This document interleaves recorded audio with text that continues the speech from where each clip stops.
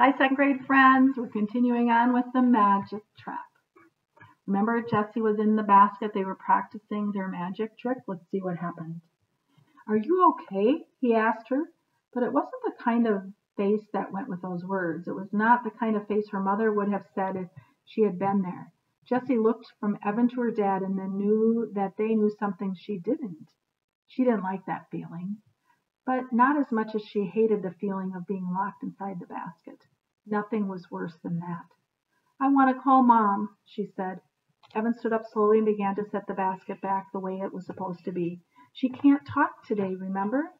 I don't care. I want to talk to her, said Jessie. The back of her throat felt prickly, which meant she was about to start crying. Jessie didn't like crying. It was messy and gross and left her with a stuffed-up nose.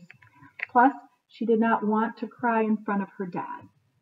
Hey, said her dad, how about sending her a text? You can use my phone, all right? There was still something strange about the way he was looking at her, and his voice sounded weird, too. It was as if he were talking to someone he didn't even know.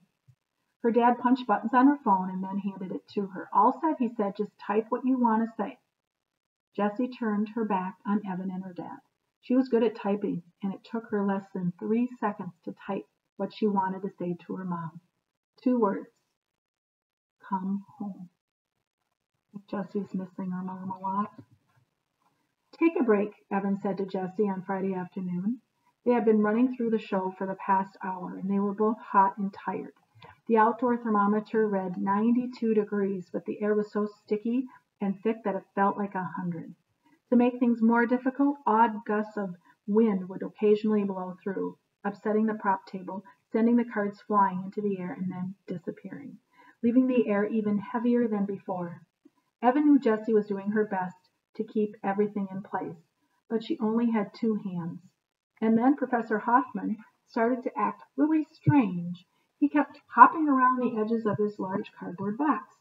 Twice he kicked over his water bowl, and whenever Evan picked him up, he trembled.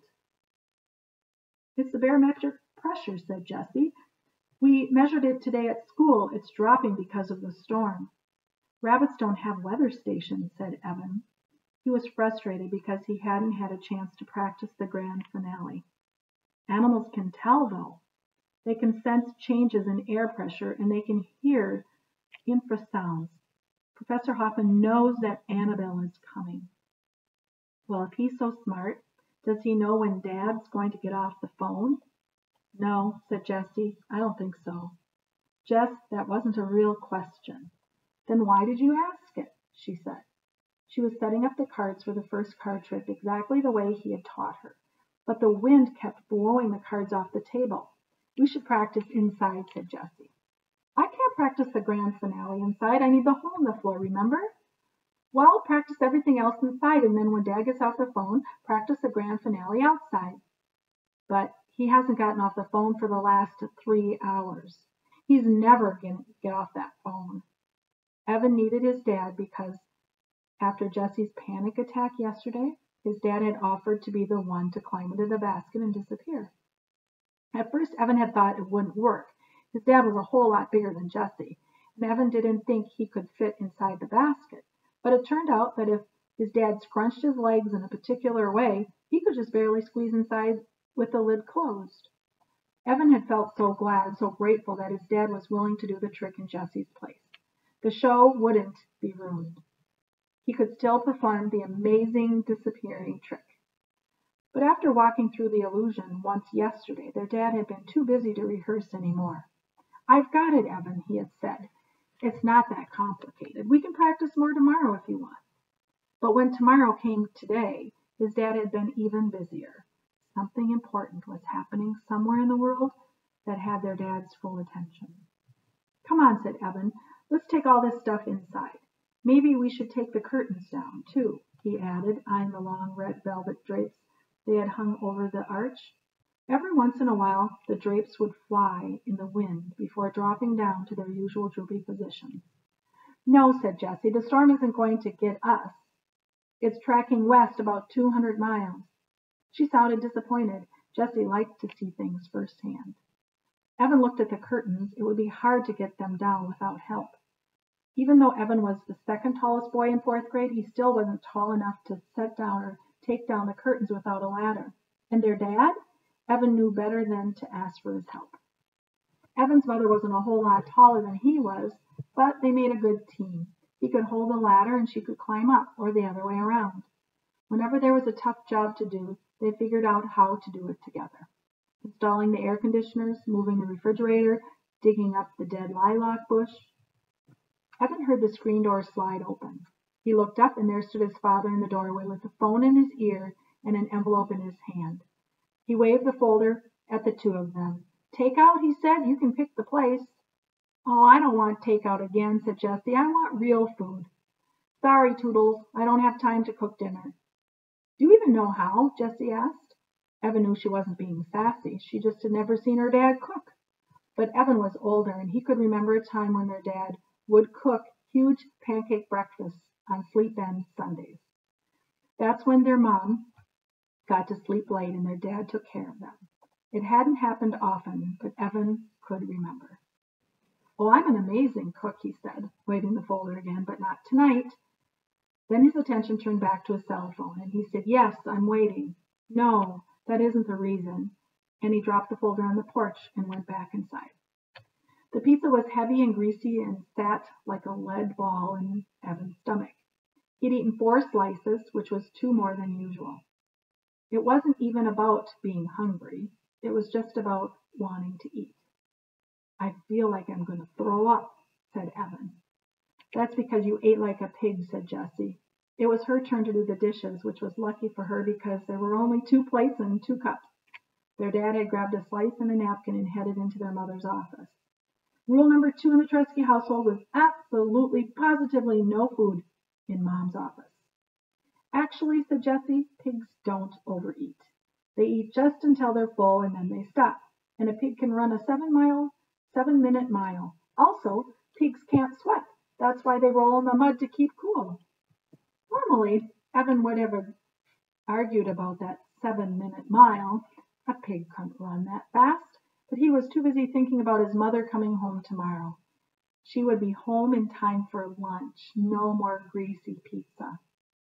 He decided to go upstairs and ask his dad if he and Jessie could ride to the airport with him. The door to his mother's office was open a crack, so Evan pushed on it and went in. His dad was sitting at his mom's desk with his back to the door, typing on the computer. Evan looked over his dad's shoulder and he saw a picture of a big airplane on the screen.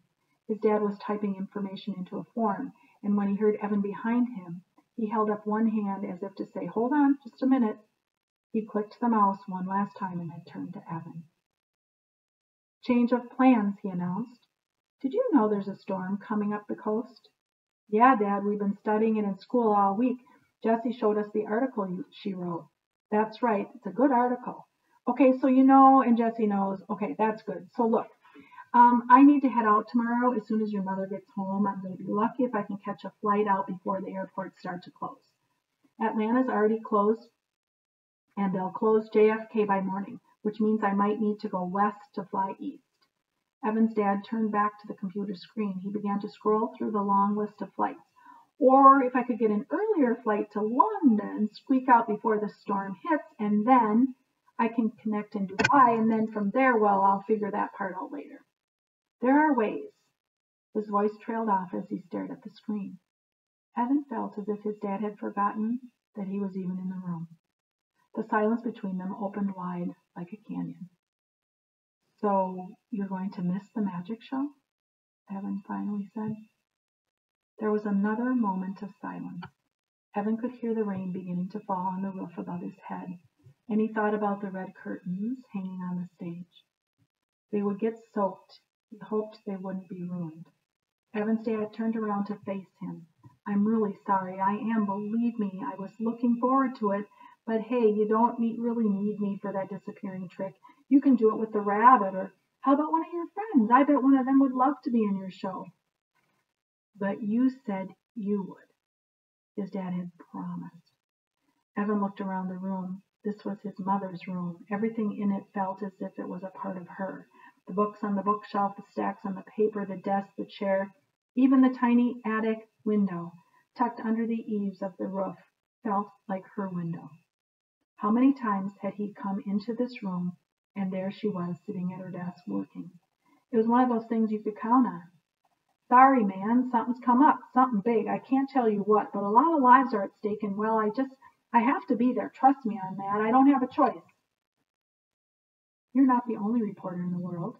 Evan kicked the toe of his sneaker against his mother's file cabinet. It made a dull thud. Do you feel bad for Evan? His dad's going to miss the show. I know he was excited for that. So we'll continue on. Bye. Have a good day.